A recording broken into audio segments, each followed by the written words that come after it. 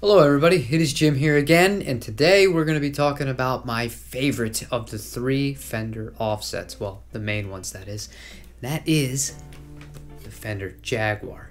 Now, in case you did not see my first two videos about the Fender Mustang and the Fender Jazzmaster, where I made the case for those two guitars, I'll leave a link in the description to that down below. But I'm not going to be doing any playing of this guitar in this video either. We're just going to be going over some of the specs, what makes it unique, what I love about it, and some potential cons in case you don't have the opportunity to try one in person before you buy that you might want to take into consideration. I'm going to leave a link right up here if you would like to hear how this guitar sounds. I did some playthrough demos of it and it was a lot of fun. However, to the topic at hand, why do I love this guitar so much? Well, it's kind of a combination of a Mustang and a Jazzmaster in a few ways.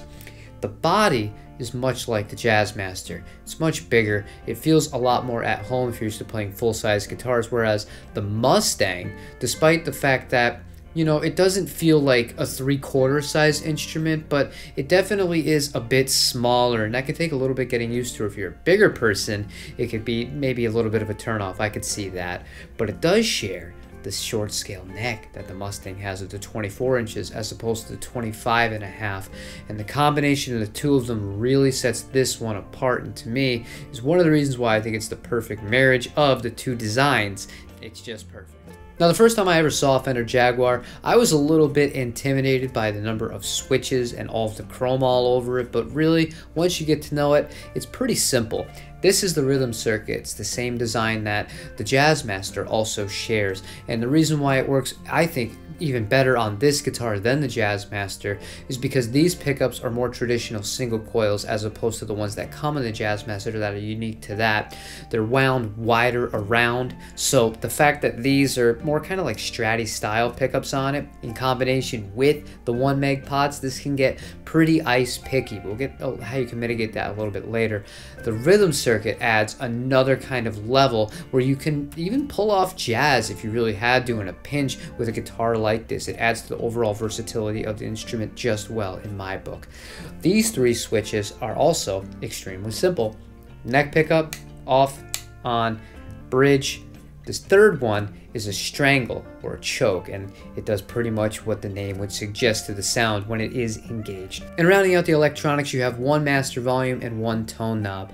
This guitar can be very bright, and to some people, depending on your rig, it can sound a little bit shrill. I highly recommend, before you do any other things, to try and alter the sound of this guitar, mess with the tone knob. Rolling it off just a little bit can really take the edge off, or, you know, if you're looking for something that is going to cut through really well in a full band mix or with a lot of other instrumentation, I find it to be a very useful sound. Now, onto something that is also unique to this guitar, and that is this. It's a string mute. Now, this is something that was used in the 60s on a lot of songs. It's a very unique thing because it's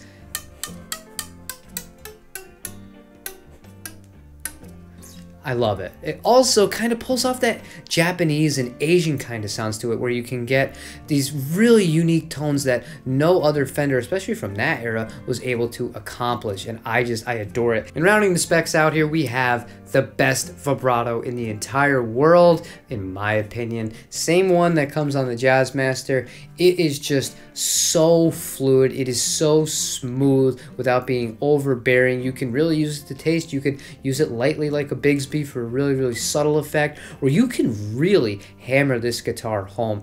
One problem that people have is I feel like they don't understand how to set up a Jazzmaster, because you have to have a good break angle. A break angle is basically the strings where it's coming off of here going down. If the break angle isn't steep enough, then you're gonna have some tuning issues. You're also gonna have issues with strings potentially popping out of the saddles themselves. That's no fun.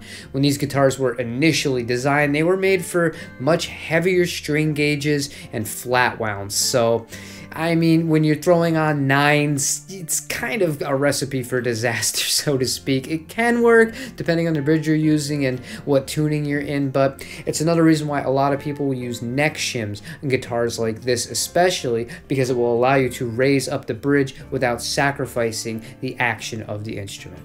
Now, when you're talking about the actual sounds and the versatility of this instrument, these guitars have gotten extremely popular, same as the Jazzmaster and the Mustangs, when it comes to kind of punk rock, alt rock, indie rock, and shoegaze, but they can do a whole lot more than that. And as I previously mentioned with the rhythm circuit, really toning it down and removing the kind of usage of the 1 meg pot here, it can really cover a lot more ground than you might anticipate from this guitar model. Granted, like I said, you might want to work with the tone pot a little bit to try and take out a little bit of those high ends depending on what you're going to be playing, but this thing can cover pretty much anything. The only kind of weakness, if you want to call it one of those, because of the design of the body and the shorter scale length, this guitar does not sustain nearly as well as some other guitars do. But if you want something that has a really quick attack to it, you're playing really percussive music, this is a great fit for that. It also does gain really well if you want to do raunchy stuff. Just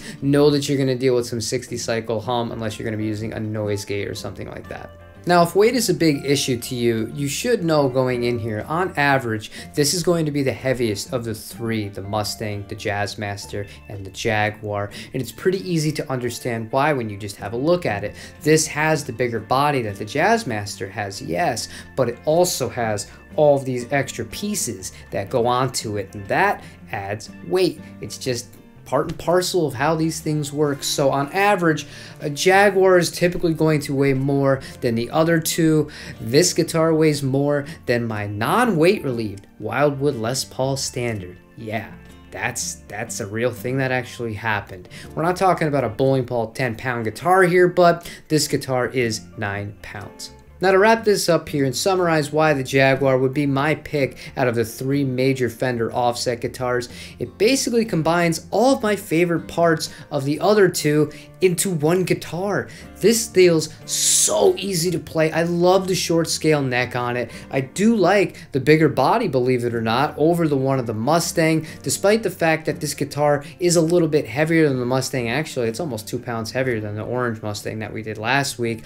I don't mind it. It's a comfortable guitar to stand up and play with. The weight distribution on it is actually surprisingly good. It might look like it's a little bottom heavy, but on a strap, it was designed really well. This guitar plays flawlessly, not just this specific one, but any Jaguar that you get. If you get it set up right, you're not going to have any issues with any sort of fretouts or anything like that. It just plays itself. It is an amazing experience. You get the best vibrato in the business, reliable, sounds great, covers a whole tons of bases, looks badass. What is not to love about the Fender Jaguar? However, that's all I have for you guys today. On the next episode of this, we're going to be getting out of the Fender brand. We're going to be branching out into a semi-hollow body guitar.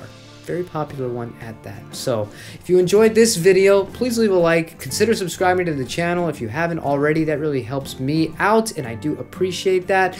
Leave me a comment. Let me know which your favorite out of the Fender offset guitars, and I will see you tomorrow for a different guitar-related video. Take it easy, everybody.